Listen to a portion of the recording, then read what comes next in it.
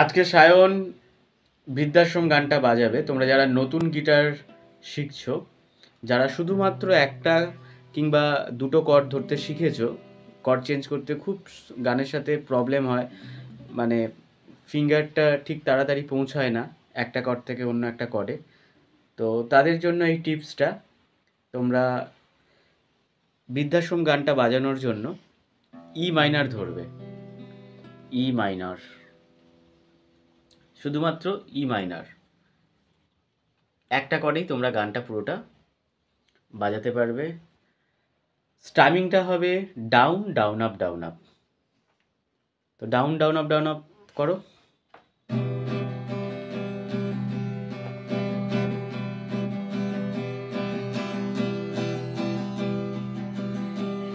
পরিষ্কার করে বাজা।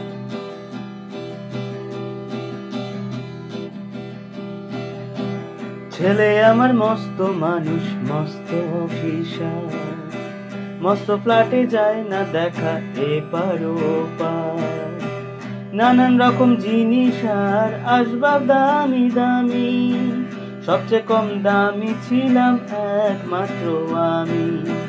ছেলে আমার প্রতি অগাধ সম্ভ্রম, আমার ঠিকানা তাই বৃদ্ধাশ্রম।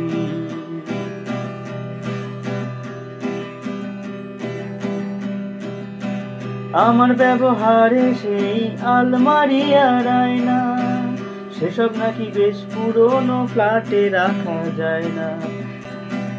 আমার ব্যবহারে সেই আলমারি আর আয়না, সেসব নাকি বেশ পুরনো ফ্ল্যাটে রাখা যায় না। ওর বাবার ছবি ঘড়ি বিদায় হলো তাড়াতাড়ি, ছেড়ে দিল কাকে খেলো পোষা বুড়ো ময়না। স্বামী স্ত্রী আর অ্যালসেশিয়ান জায়গা বড়ই কম, আমার ঠিকানা তাই বৃদ্ধাশ্রম। তো এইভাবেই তোমরা গানটা পুরোটা রপ্ত হতে পারো।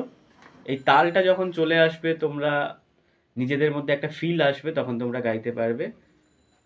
তো এইভাবে তোমরা প্র্যাকটিস করতে পারো। যদিও একটা করে গানটা হয় না বেসিক্যালি, কিন্তু তোমরা নতুন, তোমাদের জন্য একটা আবেগ তৈরি হবে এবং গিটারের প্রতি ভালোবাসা জন্মাবে। তো আজ এই পর্যন্ত। তো সবাই ভালো থেকো, আরও নতুন নতুন ভিডিও নিয়ে আসবো। আর আরেকটা কথা তোমাদেরকে বলে দিই, তোমরা যারা গিটার শিখছো, তোমরা আমার ভিডিও দেখো বা যার ভিডিও দেখো, যে কোনো একজনকে চুজ করো। একবার আমার ভিডিও দেখছো, একবার অন্যের ভিডিও দেখছো, এর ফলে কী হবে, ভিডিওটা দেখা হবে কিন্তু নিজেদের গিটার বাজানো হবে না। কারণ প্রত্যেকের শেখানোর এটা কিন্তু একটু আলাদা ধরনের হয়, বোঝানোর টেকনিক আলাদা হয়।